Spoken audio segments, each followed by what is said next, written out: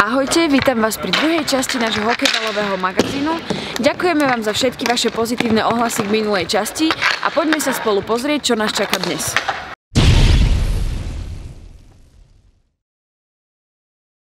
Najprv sa spolu poďme pozrieť na to, ako vyzerá tabuľka po 4 septembrových kolách, potom si predstavíme tým zo Skalice a nakoniec vás čaká súťaž, ktorú sme si pre vás pripravili. V septembri sme sa boli pozrieť na jeden zo šlágrov 3. kola. Ako bude vyzerať zápas Komety so Svidníkom, ukázala už 20. sekunda zápasu. Filo zužitkoval prihrávku okuliara a domáci viedli. Svidníčania chceli v úvode otupiť tlak domácich a neumožniť im výborný nástup. Ich odhodlanie však zostalo niekde na ceste do Turca. Onedlho zvýšili domáci na 2-0 a o necelé 2 minúty už bolo 3-0. Zdecimovaná obrana hostí nevedela kam skôr skočiť, dokonca prvej 20 minútovky im ďalšiu ranu zasadil v presilovke obranca Honko. Zvyšok zápasu už nebol v podaní domácich taký dominantný, do šancí sa začali dostávať aj hostia, všetko podstatné však vyriešil brankár Bolibruch. Na konečných 5-0 potom v tretej tretine upravil Vidlár.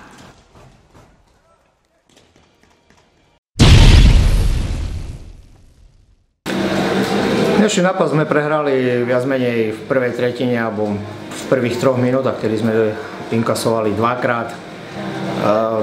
V tomto hokejbalovom počasí nemohli sme hrať našu hru, na ktorej je založená viac na kombinácii. Viazli nám nahrávky, aj keď chlapci sa snažili, nebolo to proste to, čo sme očakávali.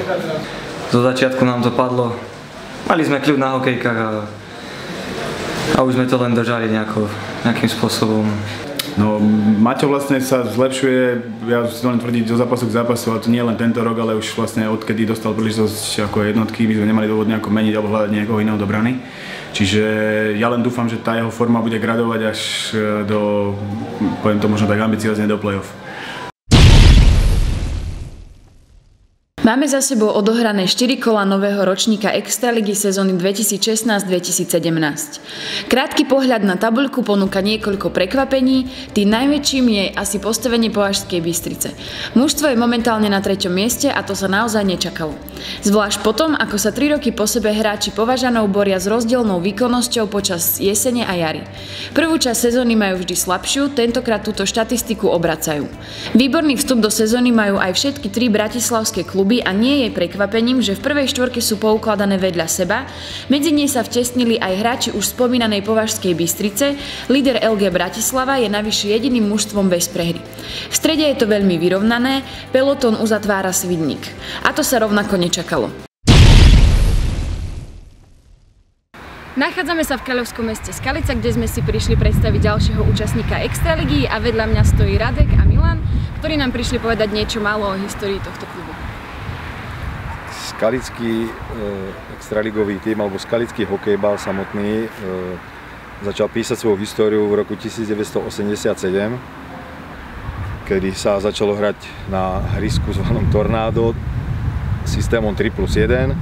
Najväčšie úspechy začali už v roku 1989, keď sme sa zúčastnili v pamätnom dátume 17. novembra 1989 turnaja miest v Bratislave, kde sme skončili na vtedy pomerne úspešnom 6. mieste. V 2002 sme pokračovali v rámci Skalickej ligy po ročník 2005 a v roku 2005 sme začali hrať Extraligu. Extraligu sme vlastne hrali nepretržite až do roku 2010, potom bola ročná odmúka. V roku 2011 sme odohrali kvalifikáciu, kde sa opäť postúpilo do Extraligy tým čarovným gólom od terajšieho hokejistu Čajkovského sekundu pred koncom. Nachádzame sa priamo v Palety Arena v Skalici a ideme sa dozvedieť niečo o úspechoch tohto klubu. Tak medzi najväčšie úspechy tohto klubu určite patria 2 strieborné medaily, kde sme obidvakrát v finále prehrali. Teraz s Nitrou, teraz naposledy s Martinom. Potom máme 2 bronzové medaily a robili sme aj dobré výsledky na svetovom pohári. Sme skončili 2-krát 4. a teraz nešťastne druhý, sme dostali až 14 sekúnd pred koncom gól, vyrovnávajúci s Kladnom. Že boli kúsok od toho titulu. A celkovo taký cieľ by som povedal tento rok snažiť snažiť sa umiestniť čo najlepšie v základnej časti a v play-off už bude iná súťaž. Určite nás posilnia aj niektorí hokejisti, ktorí hrali minulý rok v finále, takže dovtedy získať čo najviac bodov. Ambície určite v Skalici sú tie najvyššie, ale keďže sa Extraliga rokom čo rokom vyrovnáva, tak to bude veľmi ťažké. No najlepšie je skončiť čo najlepšie. Sme tady Skaličani sami, hrajeme tým našim srdéčkem, co nás dobí. Máme tady naše krásne ihrisko, našich super fanúšikov a vidíme, no. Tak ambície určite, ako aj chalani určite museli spomínať, že ambície sú vždy najvyššie, aj keď je ten káder obmenený, ale budeme sa snažiť podporiť aj my v zálohe brankári čo najviac a snažiť sa nesklamať jak fanúšikov, tak celkovo naše obecenstvo a hlavne mesto, ktoré nás v tejto sezóne alebo aj ako doposiaľ podporovalo finančne a veriť v to, že sa im odmeníme nejakým úspešným umiestnením. Tak ako v minulej časti, aj v dnešnej časti sme sa prišli porozprávať s jedným z hráčov hokej marketu Skalica, Jaroslavom Martinusikom. Ahoj. Ahoj. Povedz mi prosím ťa, kde sa práve teraz nachádzame? Momentálne sa nachádzame u mňa doma. Vlastne to je ešte rodičovský dom, nakoľko ešte nepocitujem to, že by som potreboval bývať sám. Je mi tu dobre, čiže vlastne nachádzame sa v Skalici, v kráľovskom meste, u mojich rodičov doma. Pracuješ v Skalici, prosím ťa, povedz mi, čo robíš ty ako v osobnom živote, ako povolanie? Moje povolanie spočíva v tom, že som policajt. Prečo si sa práve na túto prácu dal? Čo ťa k tomu viedlo byť policajtom? Spočiatku som to nejak neuvedomoval si, že čo vlastne chcem byť, bol som mladý človek. Povedal som si, že skúšam tento obor, vlastne toto povolanie. Odskúšam niečo nové, vlastne tá práca nie je o nejakom stereotype. Je to vlastne, že každý deň človek zažíva niečo nové, poznáva nových ľudí. Možno preto ma to aj tak trošku prilákalo. A chcel som byť hlavne doma v Skalici a takisto som nechcel pracovať v nejakej firme zavretý, ale skôr tak vonku niekde. A ako hovorím, aj ma to baví, naplňuje ma to, pomáham ľuďom. Je to také inakšie ako nejaké povolanie niekde vo firme. Potreboval si k svojmu povolaniu aj nejaké špecifické vzdelanie? Vlastne policajná práca má dve také vzdelanie, by som povedal. Jedno je to základné, ktoré je vlastne v Pezinku. Teraz sa to rôzne mení, čiže ja som bol na 8 mesiacov v Pezinku. Tam nás vlastne učili rôzne paragrafy, zákony, služobné zákroky a také veci. A ďalšie vlastne, to je už vysoká škola, ktorá je policajná akadémia, ale tu vlastne nemám, čiže zatiaľ som ostal iba u tej, to je vlastne základná škola policajného zboru v Pezinku. Od malička som sa venoval hokeju s tým, že ako malý chlapec som behal po venku s hokejkou, s loptičkou po betóne, čiže už tam možno nejak vznikol ten hokejval vo mne. Ale prednejším bol ten hokej, vlastne snažil som sa nejak presadiť v tom hokeji až do nejakého dorostu, kde som vlastne si uvedomil, že vlastne hokej už pre mňa nie je asi. A preto som vlastne skončil s tým hokejom. Aj som chvíľočku rozmýšľal, že by som začal s futbalom, ale potom moji kamaráti, dvaja takí najlepší kamaráti, začali s hokejbalom.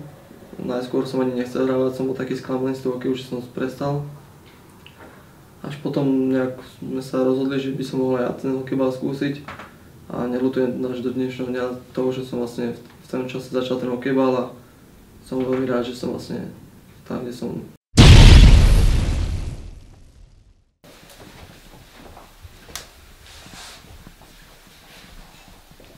Teraz sa nachádzame v tvojej takej malej sieni slavy, kde tu máš trofeje, s ktorými sa môžeš pochváliť, tak nám prosím ťa predstav, že čo tu všetko máš. Sú to také najcennejšie moje veci, ktoré som si vlastne vybral a preto som si ich vlastne takto aj vystavil. Keď príde nejaká návšteva, by som sa mohol aj trošku niečím pochváliť.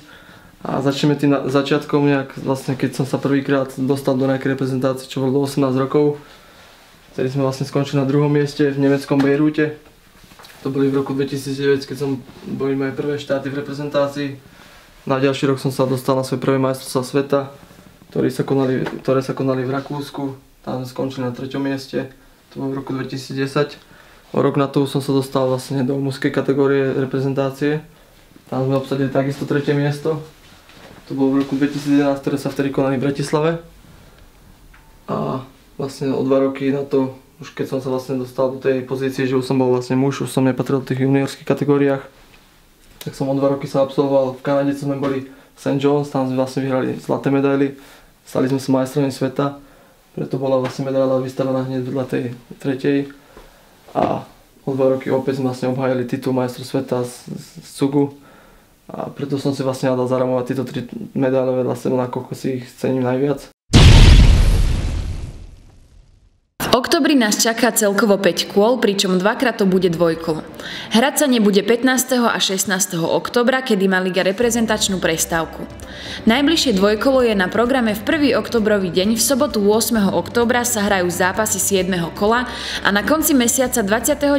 a 30. októbra sa mesiac uzavrie ďalším dvojkolom. V tom prvom nás hneď v sobotu 1.10. čaká repríza vlaňajšieho finále medzi Martinom a Skalicou. Rozdiel medzi oboma mužstvami je 1 bod. Šláger má teda opäť všetky predpoklady na to, že to bude veľmi tuhý a vyrovnaný boj.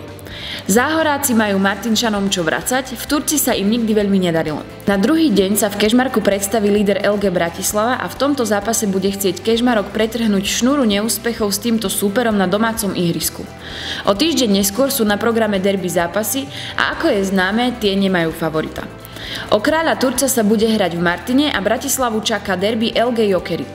V 8. kole hostí Považská Bystrica v Rúdky, čo je ďalší zo šlágrov tohto mesiaca, no a na druhý deň sa predstaví Jokerit doma proti Pružskému, ktorému má čo vracať. S týmto súperom sa žolíkom veľmi nedarí a budeme zvedaví, ako sa popasujú so všetkými nástrahami tentokrát. Toto bola druhá časť nášho hokejbalového magazínu a my máme teraz pre vás pripravenú už spomínanú súťaž, ktorou hlavnou cenou je šiltovka s novým logom hokejbalovej extraligy a vašou úlohou bude tipnúť si, kto sa stane víťazom derby stretnutia medzi Martinom a Vrútkami. Vaše odpovede môžete zasielať do redakcie hokejbal.sk. Ja sa s vami lúčim a vidíme sa pri ďalšom dieli.